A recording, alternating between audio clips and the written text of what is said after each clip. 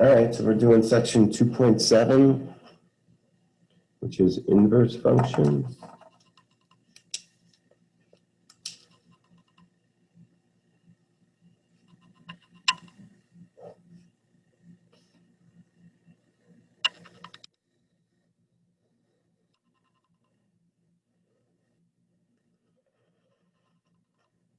Inverse functions is something you've already done in college algebra and trig. If you have had a problem where you had something like, sine of theta is equal to 1/2, right? In college algebra and trig, there are times where you have to look for an angle and you're given the value of the function. You're given the value of the function,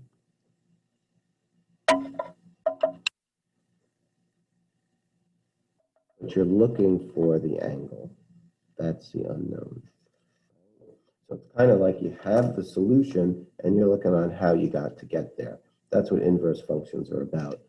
On your calculator in the past, to do this problem, you had to do second sine 1/2, enter, right? You had to work the problem backwards. You had the answer and you had to find what you were taking the angle of, and then the calculator would say, theta is equal to 30 degrees. So it's kind of like working it backwards. I saw this definition somewhere. It says an inverse is a function normally tells you what y is if you know what x is. The inverse of a function will tell you what x had to be to get that value of y. A function f to the -1 is the inverse of f.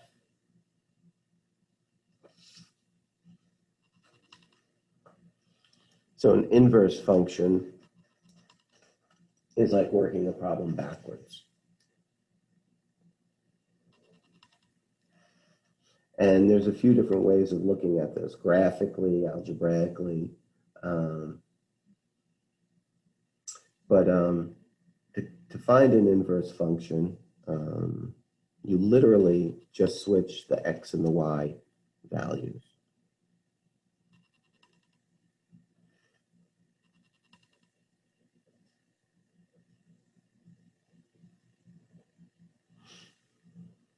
Switch x and y. That looks like it says switch x and switch x and y. Even if you had a function that was a set of points, right? If we had 1, 2 and 3, 4 and -5, -8, and we wanted to find the inverse function,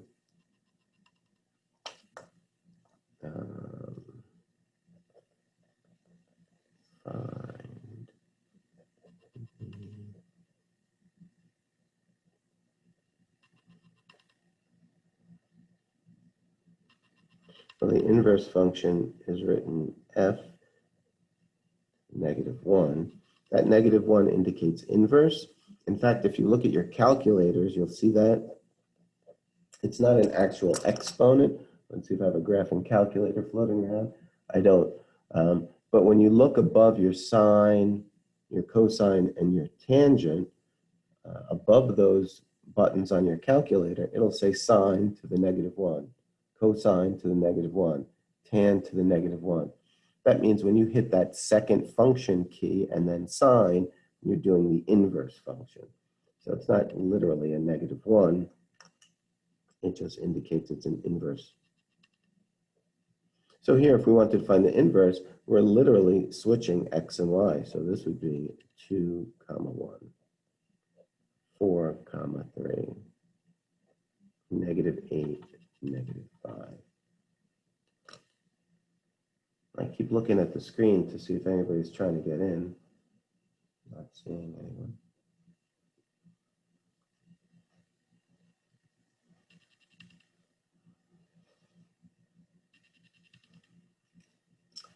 might want a new page for this. I'm going to turn the page.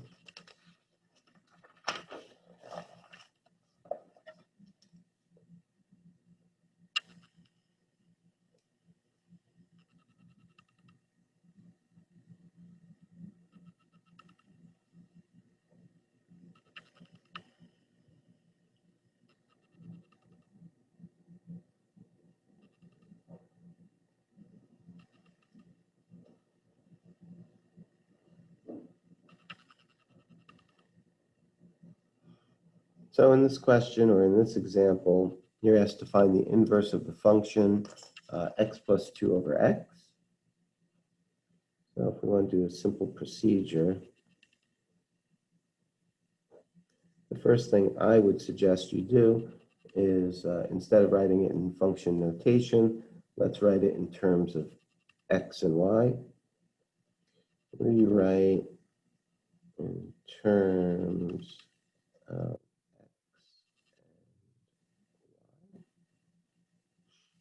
this would now be written y is equal to x plus 2 over x.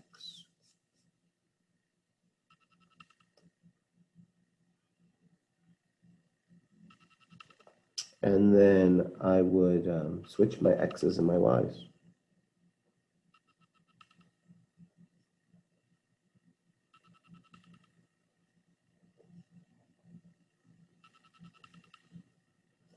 And just simply switch your x and y variables. So everywhere there's an x, you're going to put y, and everywhere there's a y, you're going to put x. So this is now going to read x is equal to y plus 2 over y.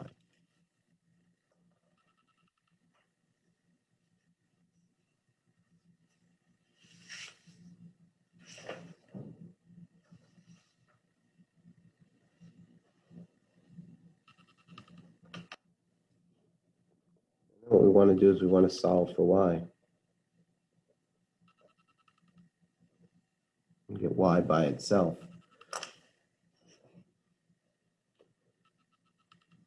So I always tell my class the easy part is the pre-calc. The pre-calc part is switching x and y. That's easy. The hard part is the algebra. So now we have to get y by itself. How are we going to get y by itself? Well, it's kind of simple. It depends on how good you are at algebra. Well, I want to get rid of this y down here, right? So I'm going to multiply. It gets blurry when I do that.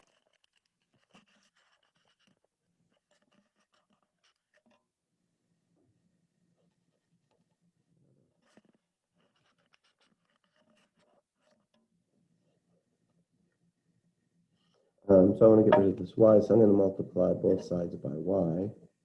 So that cancels out. So I'm going to have xy is equal to y plus 2. Now I no longer have a fraction, but I also have y's on both sides of the equation. So maybe I should subtract y from both sides. So I'm going to have xy minus y is equal to 2. Right? I'm trying to get y by itself. At least I have y on one side of the equation, which is good. I have 2 of them, so since it's in both terms, I could factor out a y and write this as y times x minus 1 is equal to 2. Right? And y is attached by multiplication. So if I want to get rid of that x minus 1 next to the y, I could just divide both sides by x minus 1.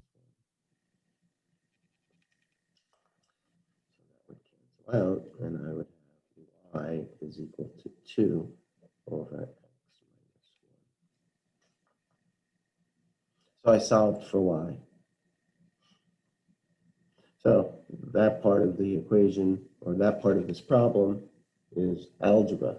The bulk of it is algebra. If you're good at algebra, you'll be good at pre-calc and calc. And now we want to rewrite it in function notation. Right? We took it out of function notation and rewrite in function notation.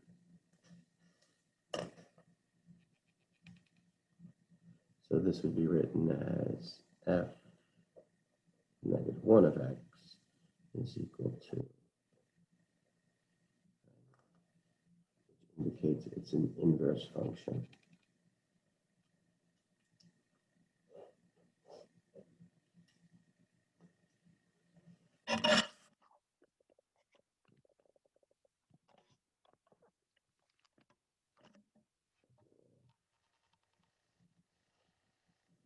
That's it. So you could find the inverse of a function by simply switching x and y. That was fun, Professor. Could we try one? Sure. I'll do another example for you. I could turn the page. Any questions or concerns with this problem?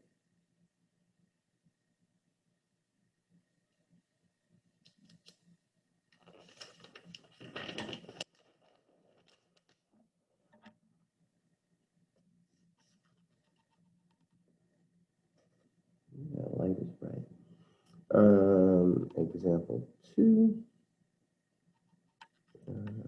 F of x is equal to 4 over x plus 9. Find the inverse function.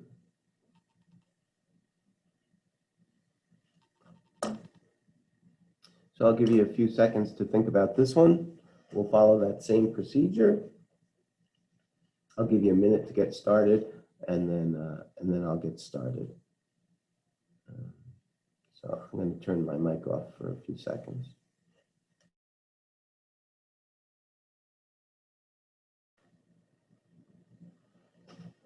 So the first thing we want to do is we want to write it in terms of x and y. So this problem is now going to be y is equal to 4 over x plus 9.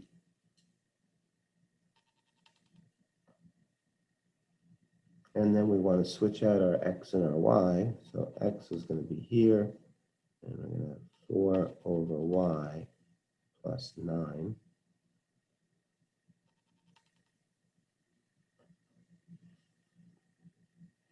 That's the pre-calc. Now the algebra, we have to solve for y. So I want to get y by itself. I'm going to move the 9 to the other side. X minus 9 is equal to 4 over y. I have y on both sides, or rather I have y in the denominator, so in order to get rid of it, I'm going to multiply both sides by y. So that will cancel out. I'm going to have 4 is equal to y times x minus 9.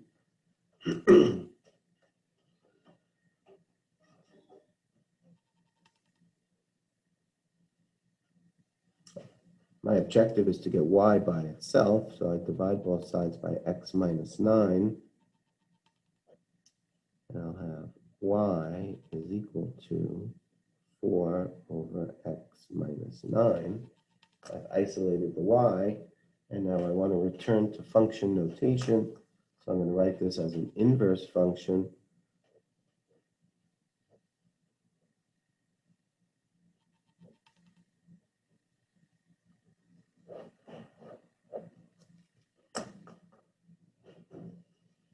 Easy stuff.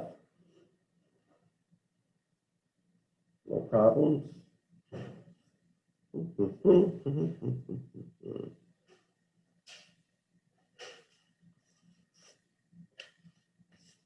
see that another one. Let's do another one quickly. Let's see what I have.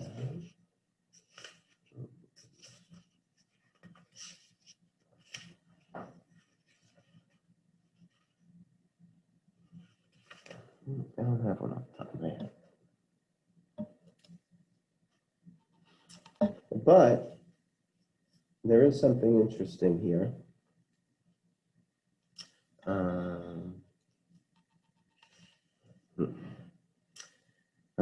It says that if you put the inverse of a function into the function, the result will be x, right? If we take this inverse of a function and plug it into that function, the result should be x. That's how you know two functions are inverses of each other.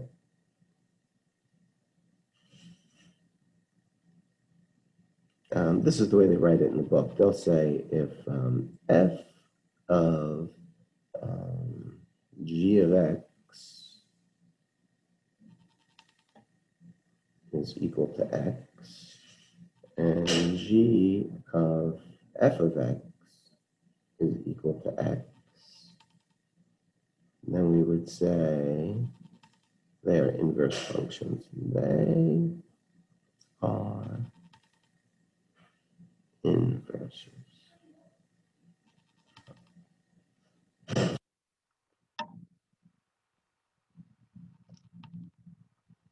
Right?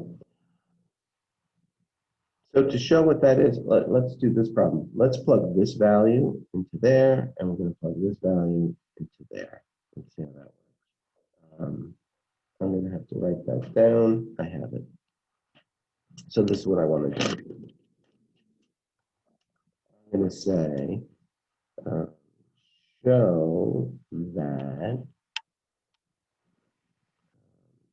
f of x, which is 4 over x plus 9, and I'm going to call the inverse g of x. And g of x, which is equal to 4 over x minus 9, are inverses.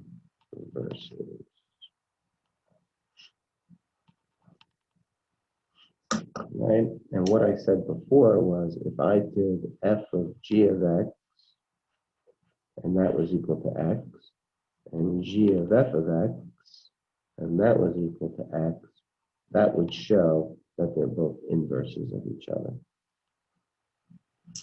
This just means plug g of x into f of x. Plug f of x in.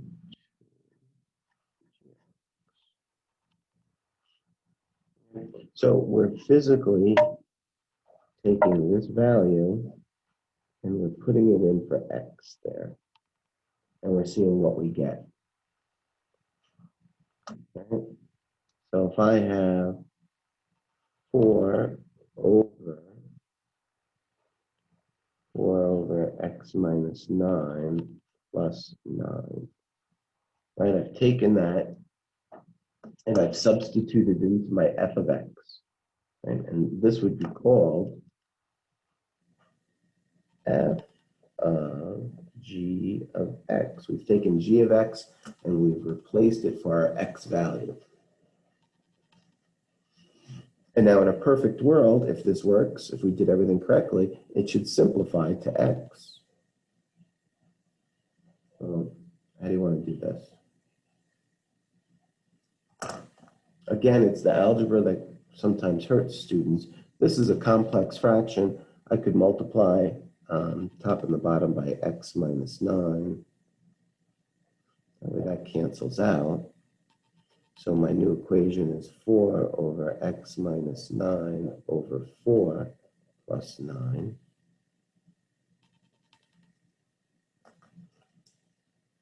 And then I see 4 over 4. Well, 4 divided by 4 is 1. So really I just have now x minus 9 plus 9. And obviously x minus 9 plus 9, well, those would go away. And I would just be left with x. So success, it works in that case, but we also have to do g of f of x. So we have to take this whole f of x up here and plug it into our g of x. We're taking this whole function and we're putting it in for x. So this is going to be a big 4 up top, right? My denominator is 4. And then where the x is, I'm going to put 4 over x plus 9, right, minus 9. Right, that's the whole function. And now we're supposed to simplify this. Well, this one actually looks a little easier because right off the bat we have plus 9 minus 9.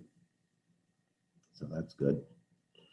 So really I have 4 over x,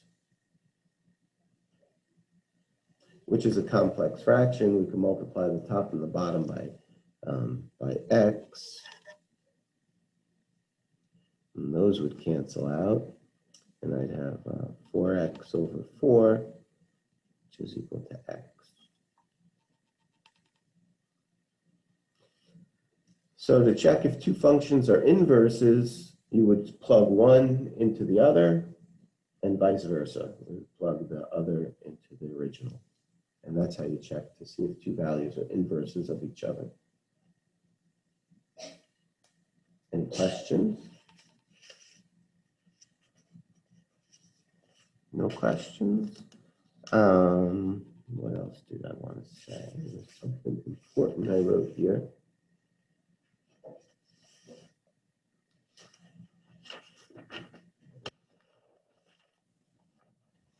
Professor? Yes. One question.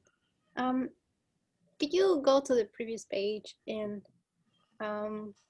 when we substitute in G function of x, substitute 4 over x plus 9.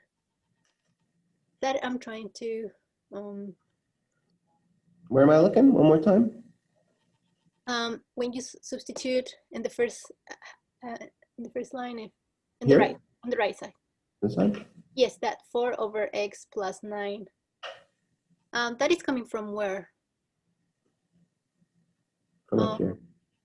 Okay. Right? I'm taking this and I'm putting it in here. There. Okay. And the other one is from the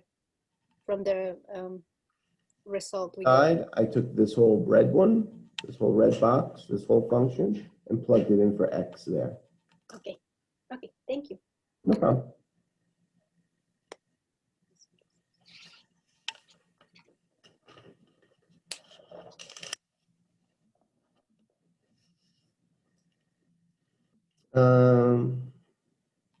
Let's look at a value. Let's look at I had y is equal to radical x. See that?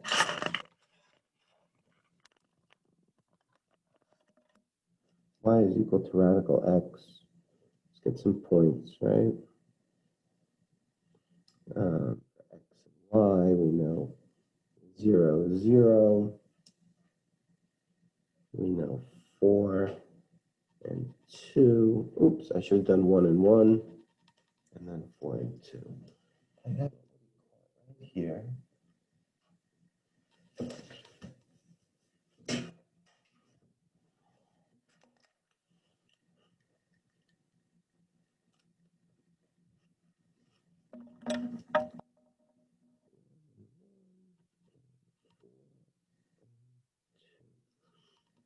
Right, we agree with that statement. And if we wanted to go farther, we would say square root of 9 is 3.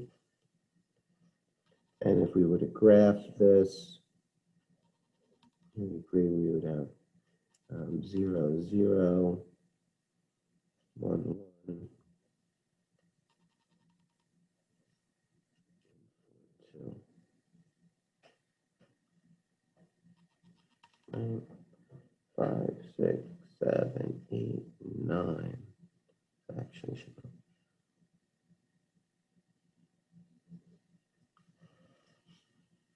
So I just want to show if this is our function, if we have f of x is equal to radical x, then the inverse, all we would have to do is switch our x and our y's, right?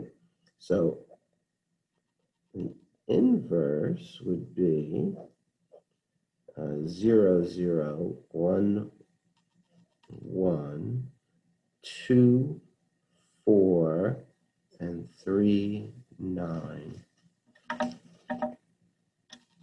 I just swapped out my x's for my y's.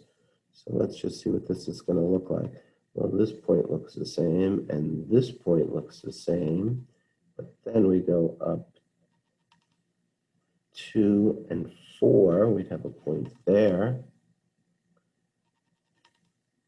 And then we have a point 3 and 9. So if that's 4, sorry, it's going to be messy. We can run it into that. 5, 6, 7, 8, 9.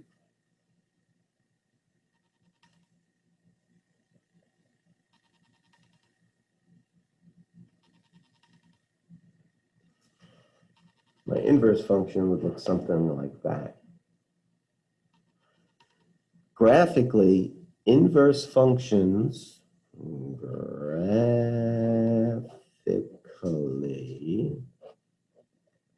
inverse functions reflect about the axis, reflect about y equals x. They reflect about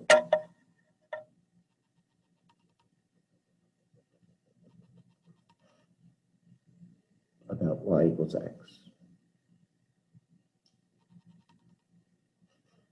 By switching your x and y, you're going to get a reflection about the line y equals x. Always. Always, always, always.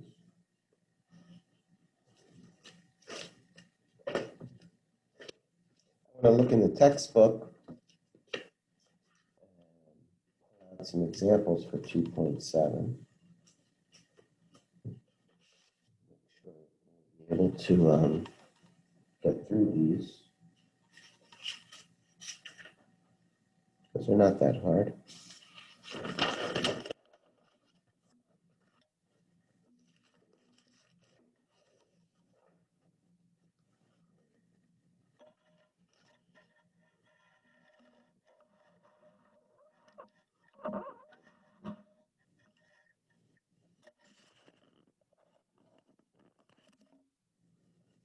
All right, in section 2.7, ask you to determine whether the pair of functions are inverses of each other. Right? So if we look at here, they're just asking if they're inverses of each other. So let's, in order to check to see if two functions are inverses of each other, we would take one and plug it into the other. Let's look at number 6. Number 6 is a good example.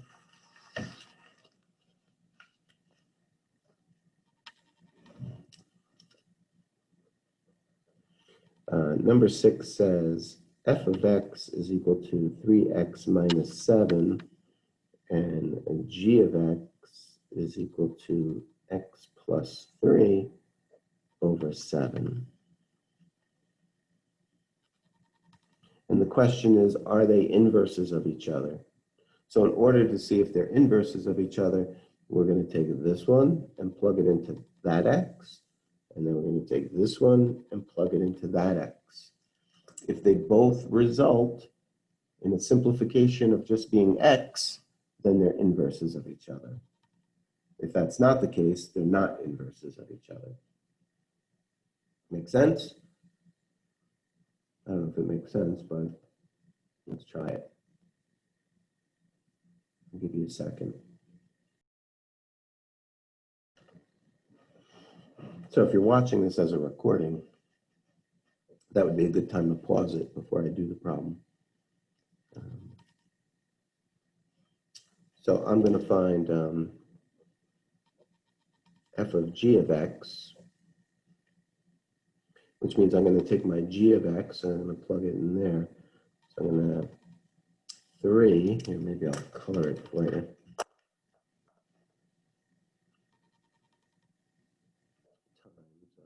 Times x plus 3 over 7 minus 7.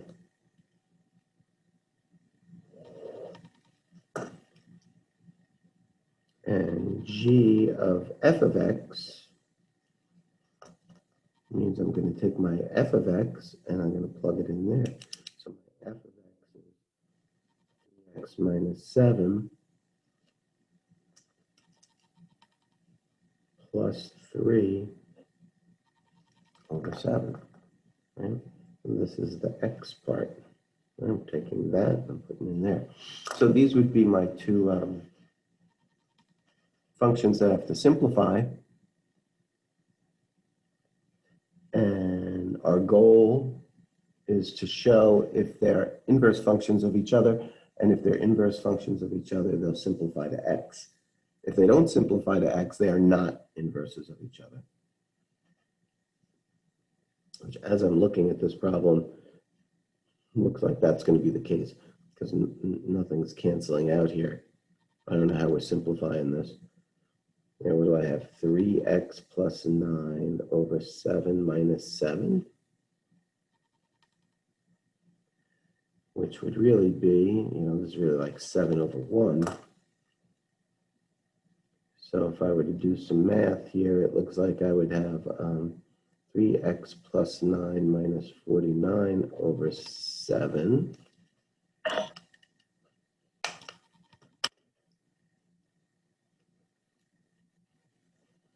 Which looks like I'm going to have 3x minus 40 over 7, which doesn't work. So we could stop here because they're obviously not inverses of each other. But I'm going to continue on, just get a little practice with our algebra here.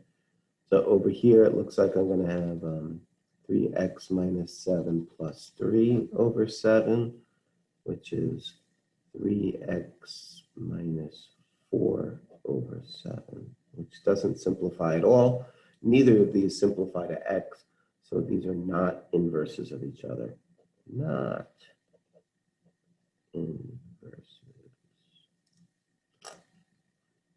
And luckily I have a teacher's edition, and we can see right here, number 6, it says not inverses.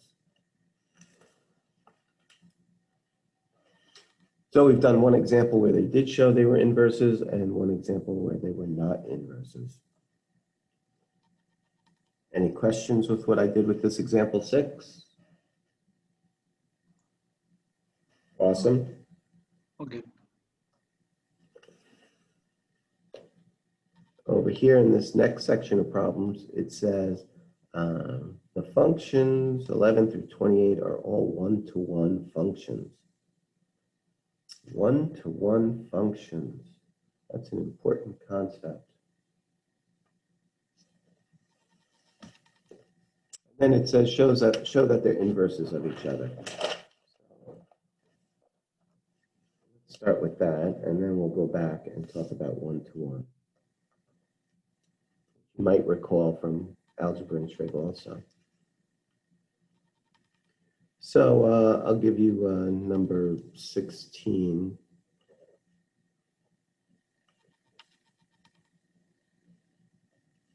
So they give you a function, and this is 2 steps. They want you to find the inverse function and show that they're inverses.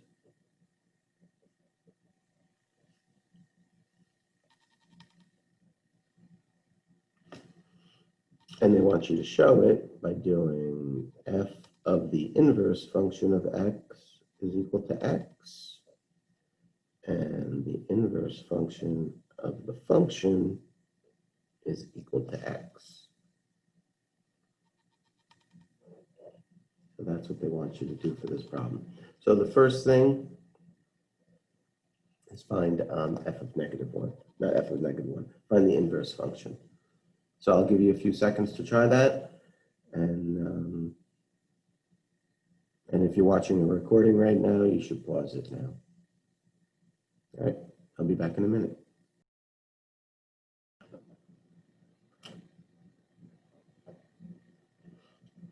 So to find the inverse function, we know we're going to rewrite this in terms of y is equal to 3x minus 1. And then we're going to switch out our x and our y. So x is equal to 3y minus 1.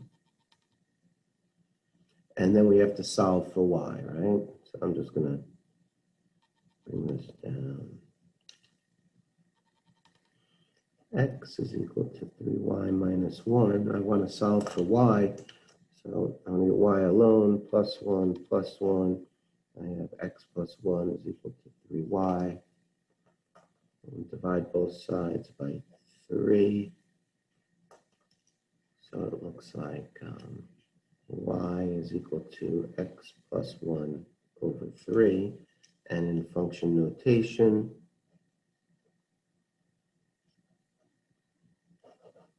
that would be my inverse function.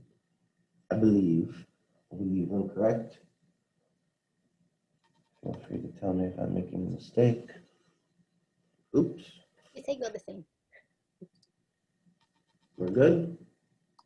Yep. So now it wants us to check to show that they are inverses of each other. So they want us to plug this into the original and then the original into this. So let's look at this first one, where we're going to take this value and plug it into that. We're going to do f of the inverse function of x be 3 times x plus 1 over 3 minus 1.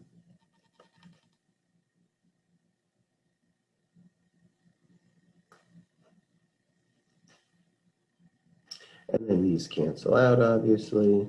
So I'm going to have x plus 1 minus 1, which is equal to x. So f of the inverse function of x is equal to x. So we're happy with that.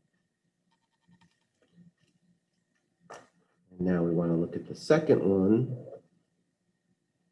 We want to do the inverse function of the function. So we're taking this f of x, 3x plus 1, and we're plugging it in here for our x.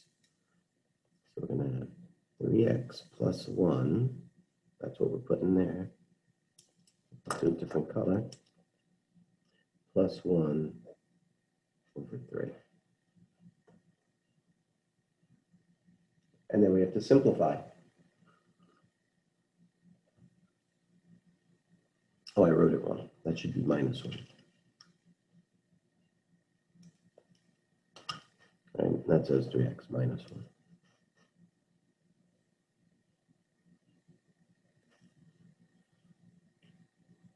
And we can see that these will cancel out.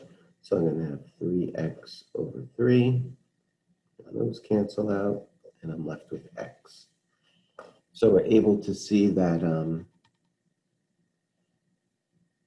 the inverse function of the function simplifies to x, right? And then, therefore, these are inverses of each other.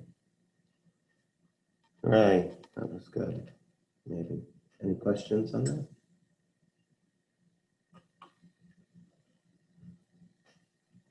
The directions stated that these were one-to-one.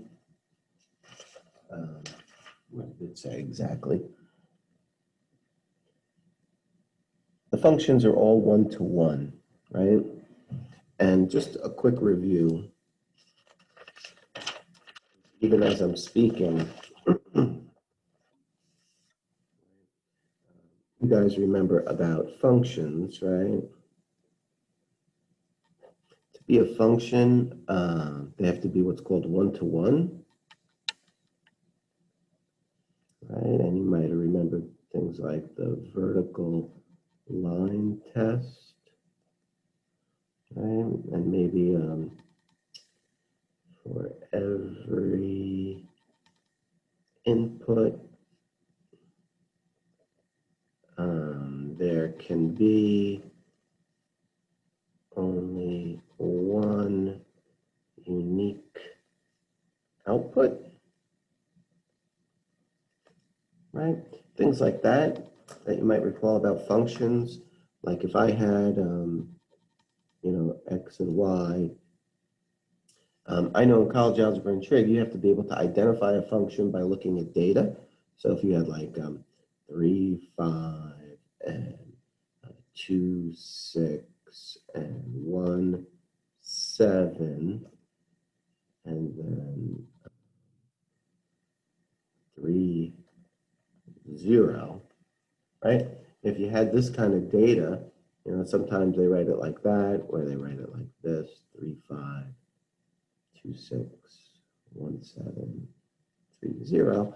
And in your college algebra and trig final exam, it'll say, is this a function, yes or no? And in this case, is this a function? And then you guys would unanimously say, no, it's not a function, because for every input, there has to be one unique output. And here, when I input 3, I get 5. And when I input 3 again, I get 0. I can't have two different outputs for the same input, right? So this is not a function.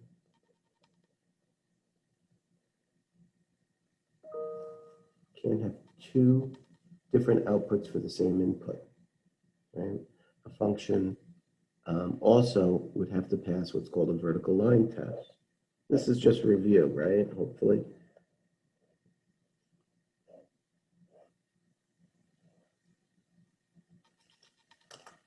Vertical line test says if I could draw a vertical line, if it touches more than one point, it's not a function.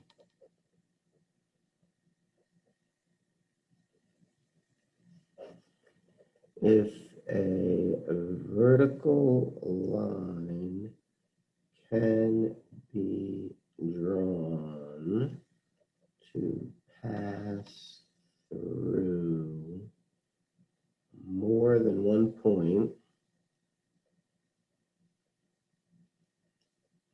it's not a function. And we can use a vertical line, and we see it hits 2 points. This is not a function, and this is a function. Right? That's a review from college algebra and trig, hopefully. You're able to identify if something's a function and not a function. Actually, I think on the final exam, at least the departmental final exam, it would also ask you what the domain and the range is. So the domain would be the values of x, 3, 2, 1. You don't have to write 3 twice. And my range would be 5, 6, 7, 0. So your range are your y coordinates, and your domain is your x coordinates. So that's old stuff. So the reason I'm saying this is because when we have a function and we take the inverse, all functions have an inverse because you're just switching x and y, but not all inverses are functions, right? Because the inverse won't necessarily pass the vertical line test. The inverse won't pass the vertical line test. So it could have an inverse, but the inverse might not be a function, might not be an inverse function. Just a side note. And let's see if it brings it up. And it does. Right here. Which graphs in exercises 29 through 34 represent functions that have inverse functions? All right, well, this is interesting because there's something called the horizontal line test. So we don't even really have to do so much work because we could check these functions by doing a horizontal line test. And it's the same concept as the vertical line test. A horizontal line test, which is right here, let's see. The horizontal line test It's stated right here in the book.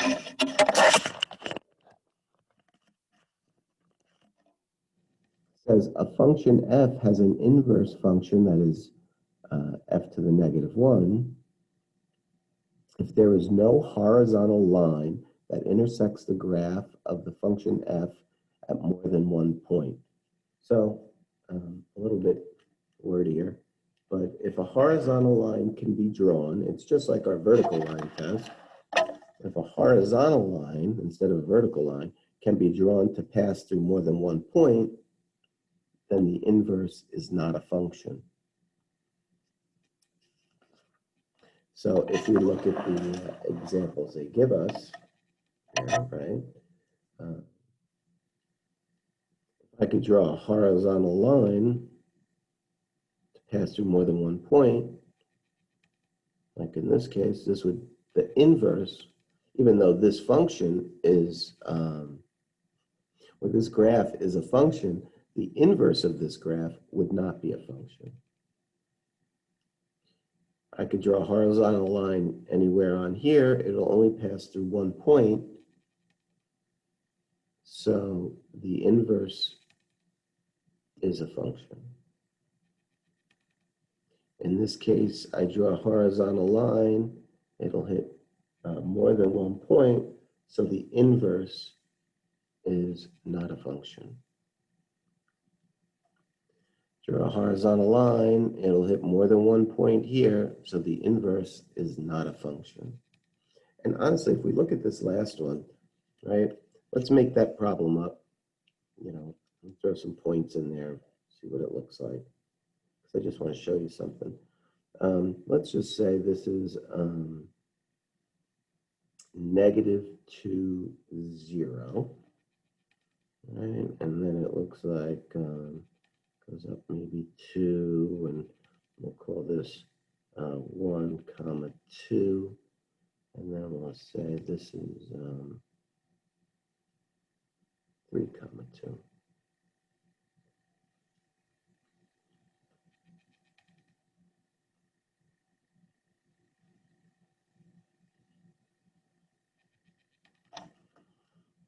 Right.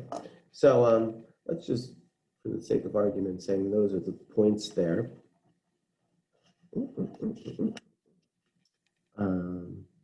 To find the inverse, we could do one of two things, right? We know graphically the inverse is supposed to reflect about y equals x, the identity function, right?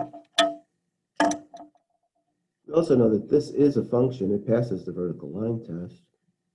And we also know the other way of finding an inverse function is switching x and y. So really, if we just graph 0, -2, right, 2, 1, and 2, 3, I'm just switching x and y here, right? That would give me my inverse function. So I'm going to plot those on here too, if I can. 0 on my x and -2 on my y. That would be here.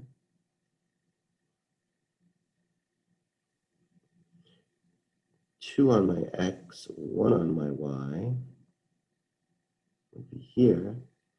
And 2 on my x, 3 on my y would be here.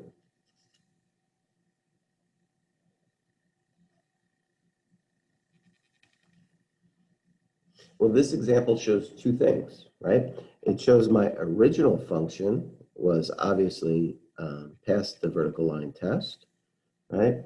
The inverse function does not pass a vertical line test, right? So the inverse is not a function, even though I called it an inverse function. The inverse is not a function. And we don't have to do all that. We could just use the horizontal line test from the original function, and that would show it's true. We also see something else here. We see that this does, in fact, reflect about the identity y equals x, right?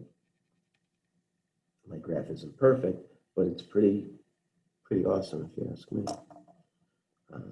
So those are things about inverses and inverse functions, right? Not all inverses are inverse functions, to find an inverse, you just have to swap out x and y.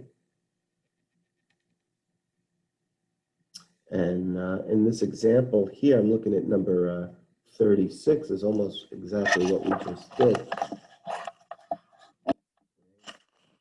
Here it says, in the following exercises, use the graph of the function to draw the graph of its inverse. So in this example, they're asking you to do that exact thing. They're asking you to find these points, swap them out, and then graph the inverse, which I know what the inverse is going to look like because it's just going to reflect about y equals x. So we kind of already did that.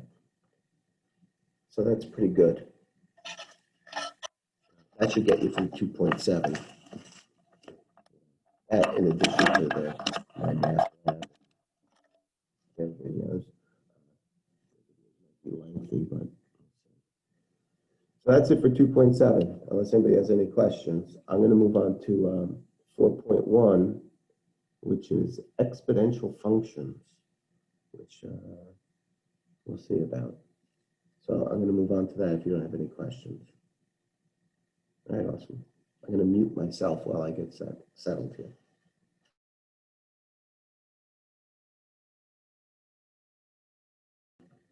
All right, section 4.1 and section 4.2 and section 4.3 and section 4.4 and section 4.5 are all topics that were covered in college algebra and trig. Like I said, with the new curriculum, they moved a lot of the trig functions or a lot of the trig topics up to pre-calc. So I really think this section you'll find pretty easy, especially if you're coming out of college algebra and trig. If you're just placed in this class and you didn't take college algebra and trig, you might have some troubles. But I'm going to start with 4.1 is exponential functions, which is about exponents, and 4.2 they start talking about logarithms. 4.3 is properties of logs. 4.4 is exponential and logarithmic equations, and 4.5 is applications of logarithms. So let's start talking about logs for those of you who are not familiar with logarithms. So logarithmic functions. So I'm jumping to 4.2, logarithmic functions. Logarithmic functions or logs, well, logs are just exponents, right? Logarithmic functions are really just another way of writing exponents. So if I had something like 3 squared is equal to 9,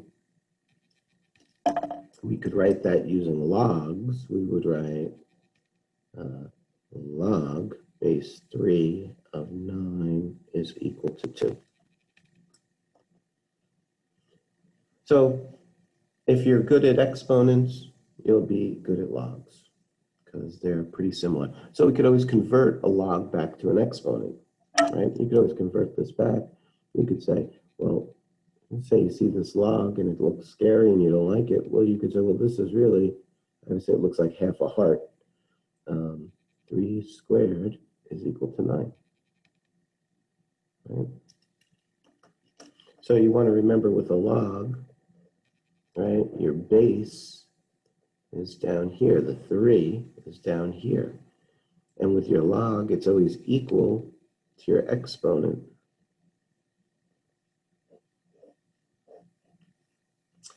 And the result of your exponential expression here or equation there goes here.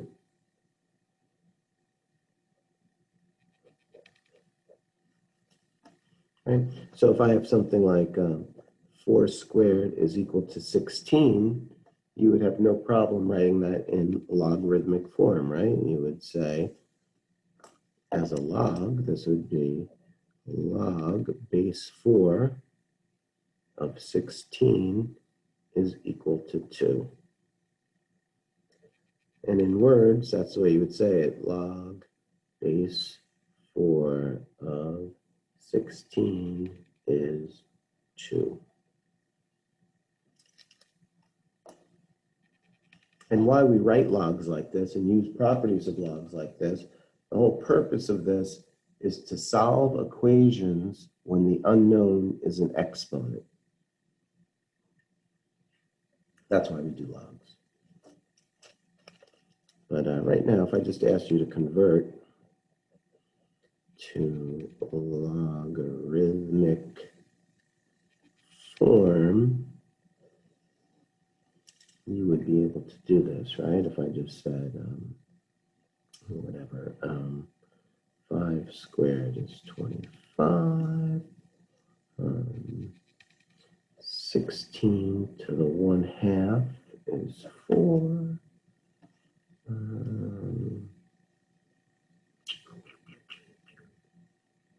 Just do one a little backwards. Yeah. -1, 1/5.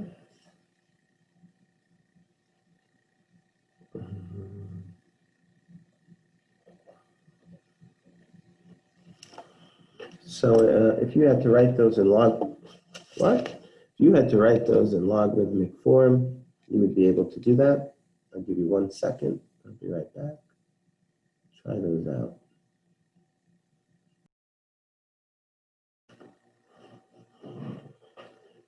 So to convert these into logarithmic form, right? This first one would be log base 5, of 25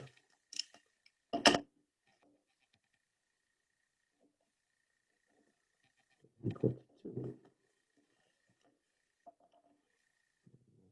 2. Log base 16 of 4 is equal to 1/2. Log base 5, once again, of 1/5 is equal to -1. And log base 9 of 1 is equal to 0.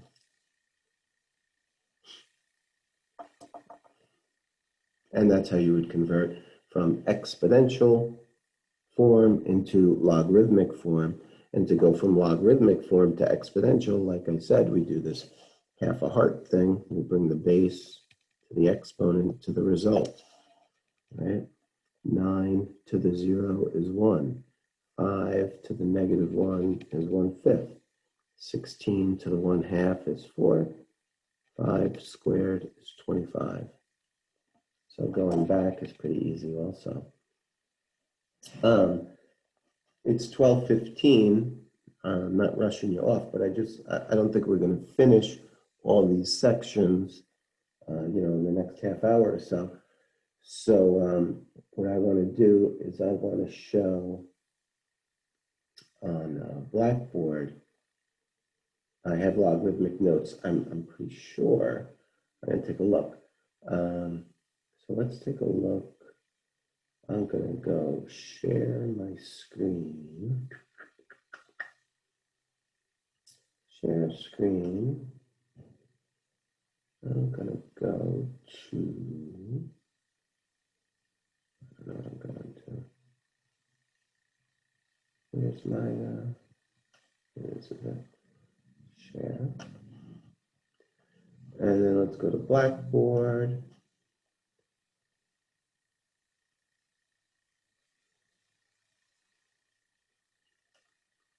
And as we scroll down, here's a review of a trig notebook.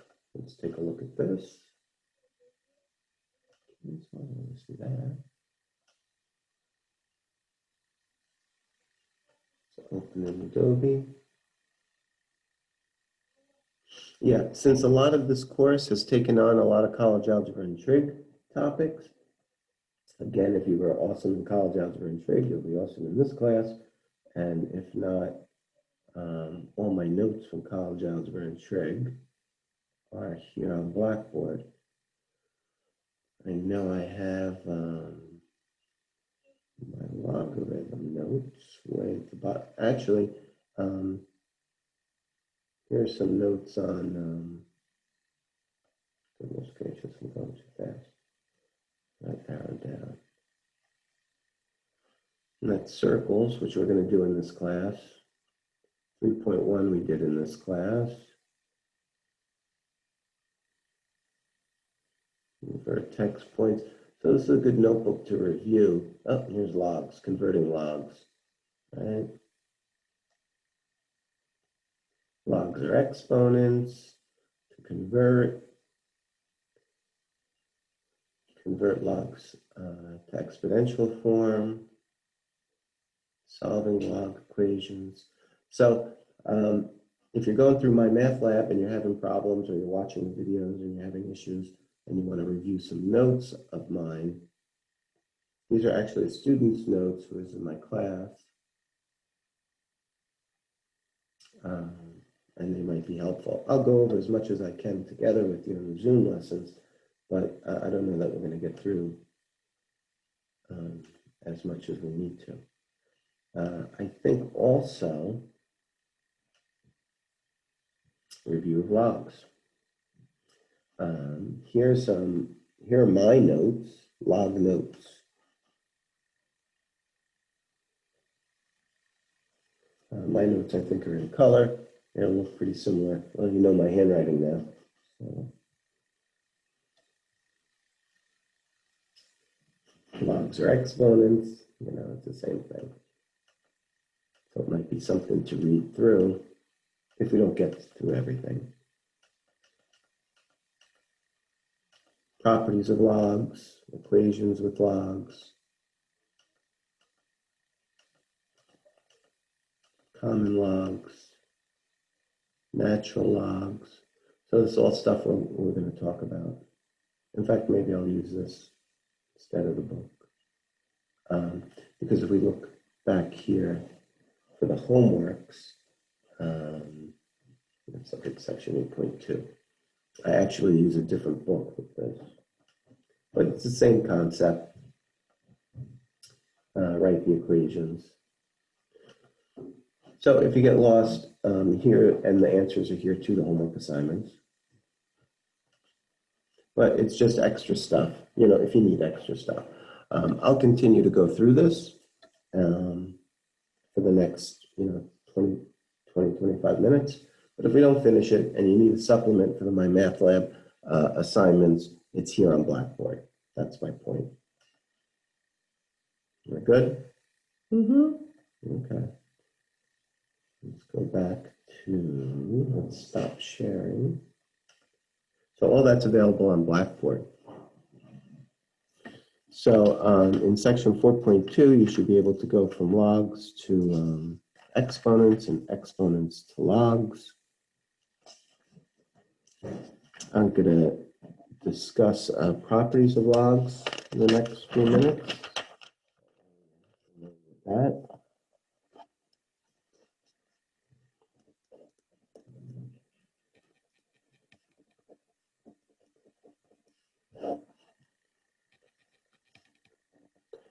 Properties of logs.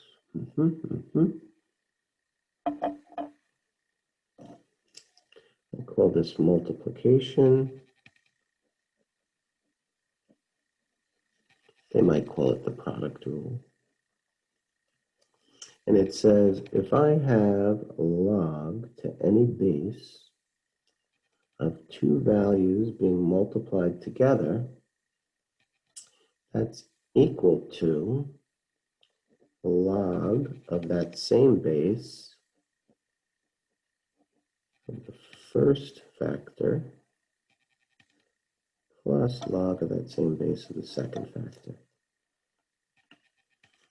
So it just means multiplication kind of goes to addition. It can be broken up as an addition problem.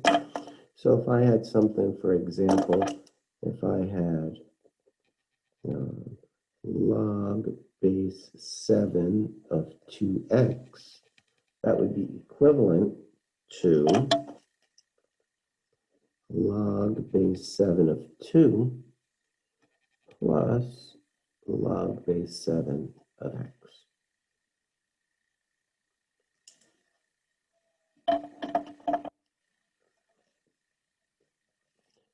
Division property, which I'm sure they call the quotient rule, right? Division. So if I have log of some base and the quotient of two values there, as you might expect, division goes to subtraction.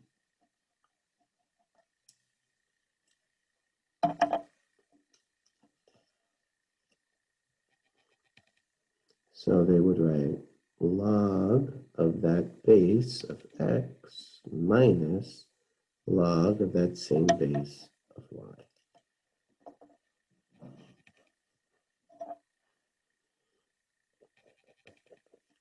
So if I had log base 8 of a over 10, that would be equivalent to log base 8 of a minus log base 8 of 10.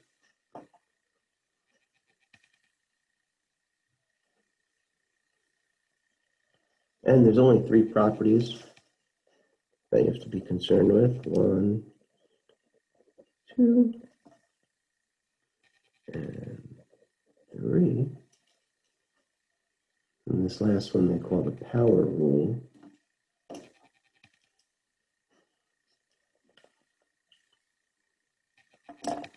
Which I'll call it the power rule also.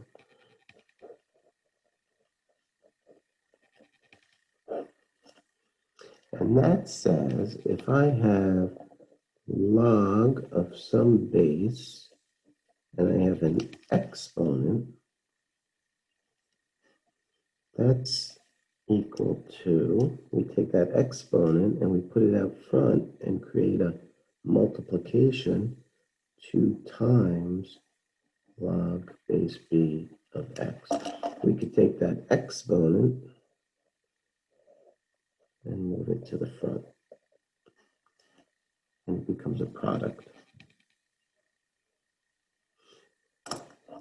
So, well, that's really it in a nutshell. So if I have, oh, here's a good one. Kind of tricky, but you're pre-calc. If I have log base 8 of the square root of x, right, this is my example. I was doing all my examples in red. If I use my power rule, well, really, this means this is log base 8 x to the 1/2, right? That's a square root. And then I could take my exponent and move it to the front. So when I apply my power rule, I'm going to have 1/2 times log base 8 of x. The exponent goes up front. That's your power rule. So those are your three properties of logs. Pretty straightforward, pretty easy. I'll throw an example out at you.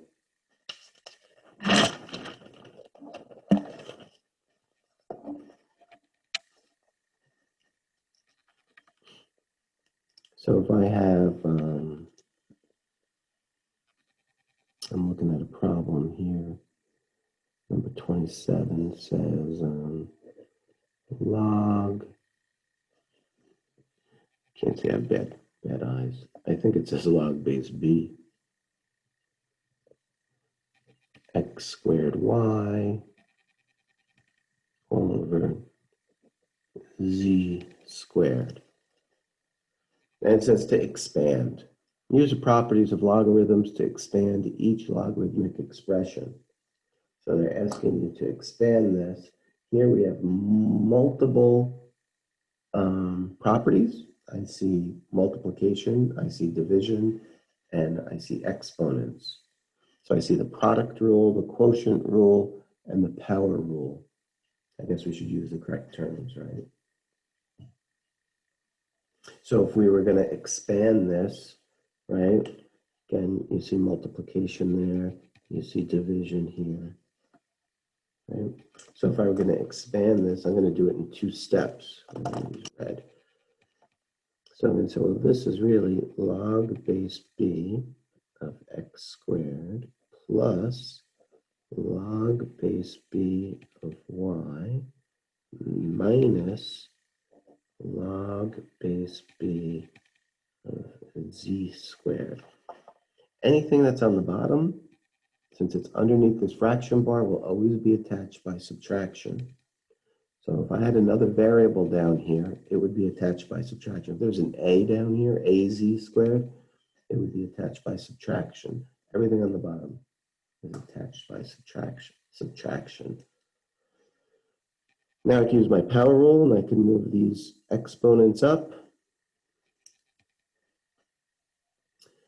So my final statement in my expansion is going to be 2 log bx plus log by minus 2 log bz. A problem like that was on the algebra and trig final exam.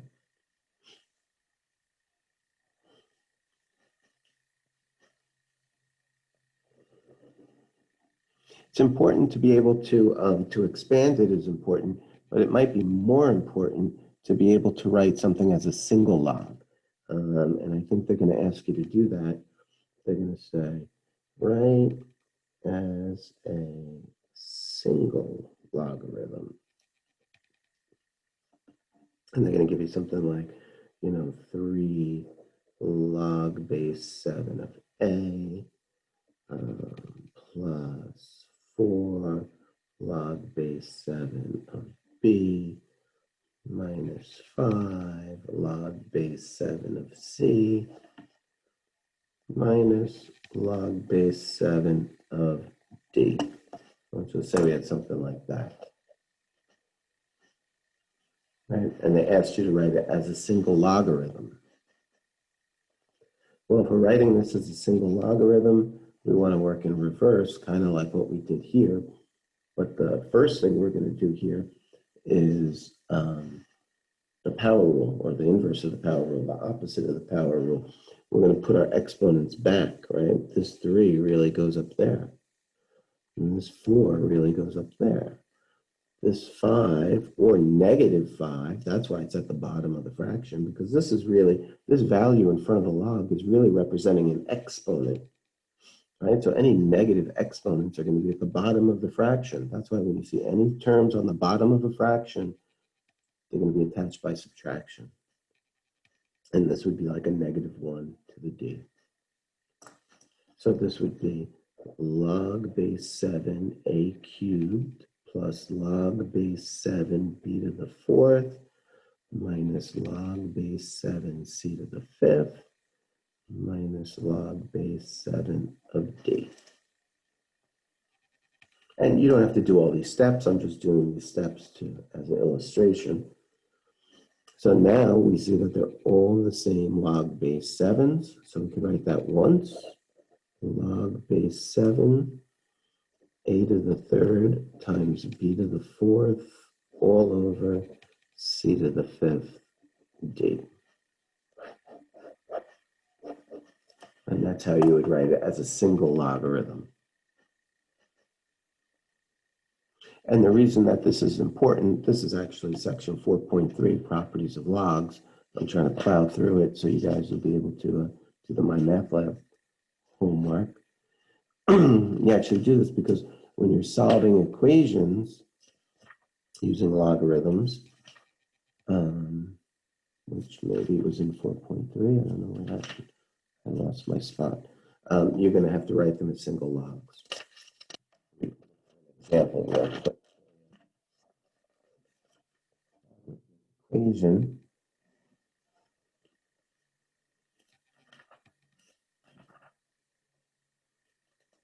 Professor, Yes. I have a question. Okay. In the previous exercise, when we have in the previous page, Mhm. when we have logarithm of 7c5, the two negatives, wouldn't they should be between them? There should be a plus so they can be multiplied. I wonder. I'm just wondering. The last two negative. They would be plus if I move this up. What you're saying isn't wrong, right? Let's do it your way, right? Let's just say I move this. Let's just say we take it from here, right? And we move this up, right? Instead of writing this line, I would have log base 7, a to the third, plus log base 7, b to the fourth, plus log base 7, c to the negative 5, plus log base 7, d to the negative 1, right? What you said isn't wrong. All these pluses would be attached by multiplication now. So I would have log base 7, a to the third, b to the fourth, c to the negative fifth, and d to the negative 1, which would have negative exponents, which have to go to the bottom. So I'd have log base 7, a to the third, b to the fourth, c to the fifth, d to the 1. I got it. Right? It would bring me to the same place.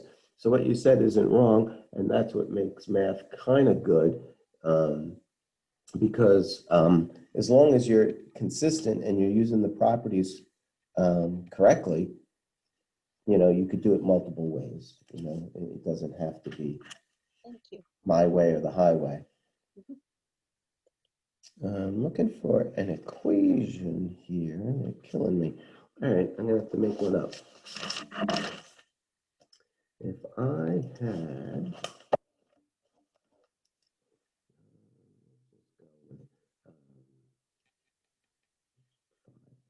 log base 3 plus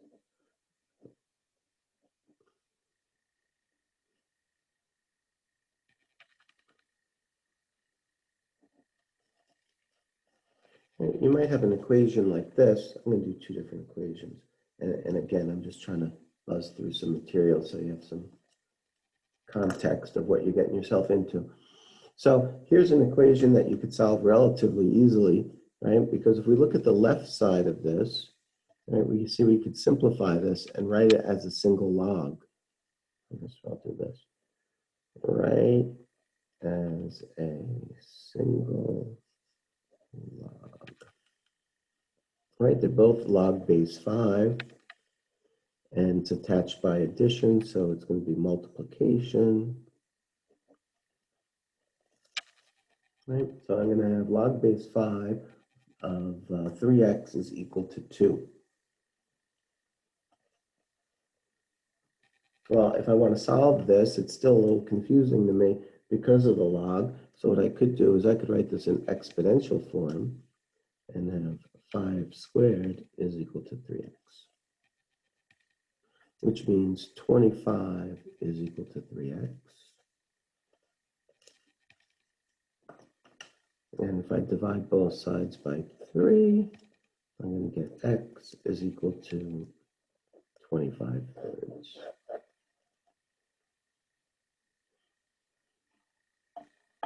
So we could solve a logarithm like that. I'm having a hard time finding that in this textbook, but you might run across it. What I am finding in this textbook is the whole purpose for doing this is that if you had, on my final exam, I have something like, on my trig final exam, and again, you guys took trig.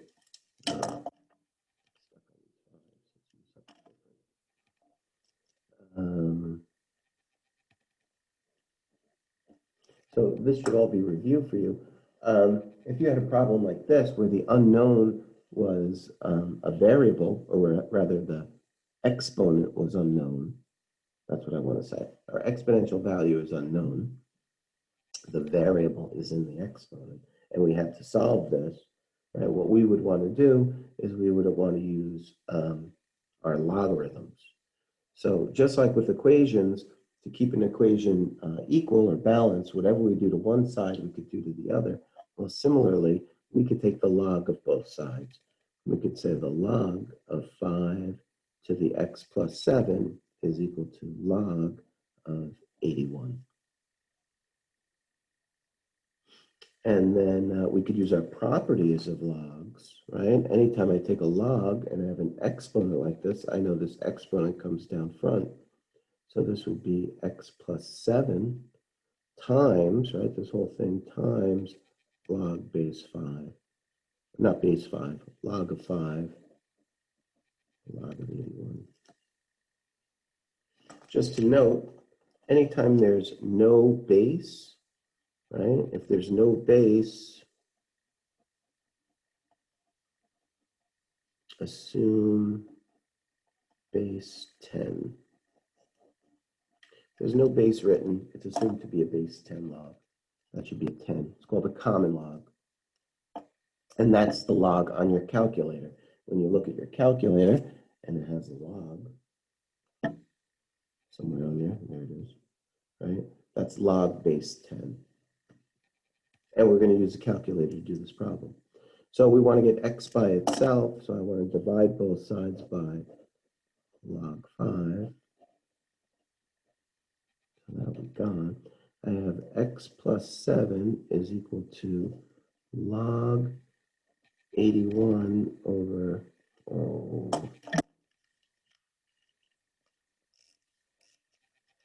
look at disaster.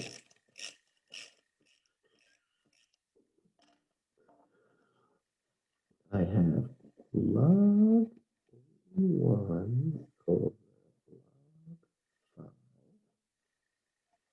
5. I still want to get x by itself, so I have to do plus 7 plus 7. So x is equal to log 81 divided by log 5 plus 7. So on your calculator, right,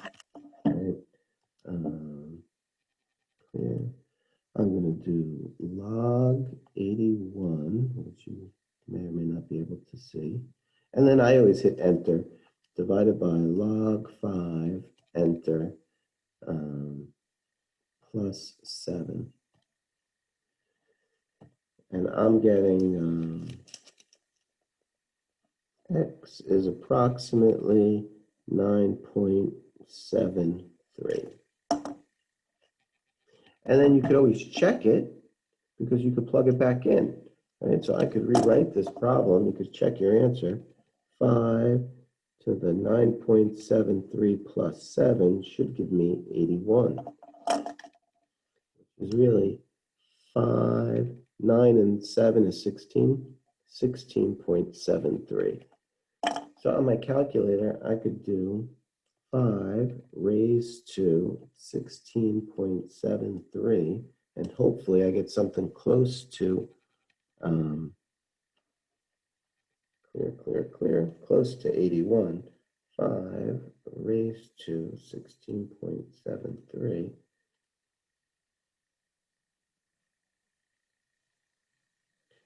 And something's wrong with me.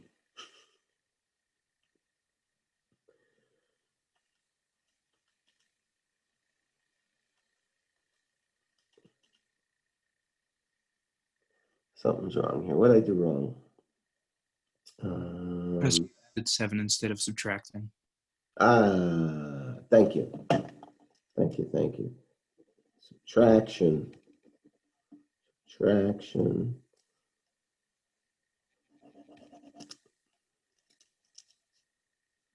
That should be right. So, thank you. Log of 81, enter, divided by log of 5, enter, minus 7, enter, negative 4.27, we'll call it. X is approximately negative 4.27 if we round it. So negative 4.27 plus 7 is 2.73.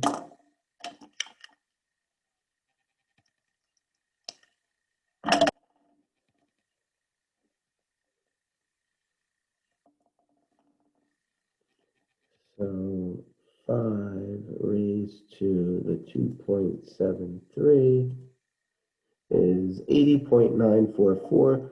So it is approximately 81. So it checks. So that should get you through the majority of log problems. I don't have your My Math Lab syllabus in front of me, what section you should be up to at this point, but I think, you know, we've gone over enough that you should be able to catch up to the point where we're supposed to be. Any questions? All this babbling. It's 12:45, no break, hour and 40 minutes of speaking, and I have another hour and 40 minutes to do again. So unless anybody has any questions, you could always email me at steelonline@yahoo.com if you have any questions, or wait till Thursday and bring them up then. Otherwise, I'm going to say, I'm reading the chat here. But they might be old questions. All right, if anybody has a question, ask me, but I don't see that chat so often because I'm looking at the sheet. But all right, I'm going to say goodbye. I'm just babbling. All right, have a good day. I'll see you Thursday, okay? Alrighty, thank you. Have a good day, Professor. Bye-bye.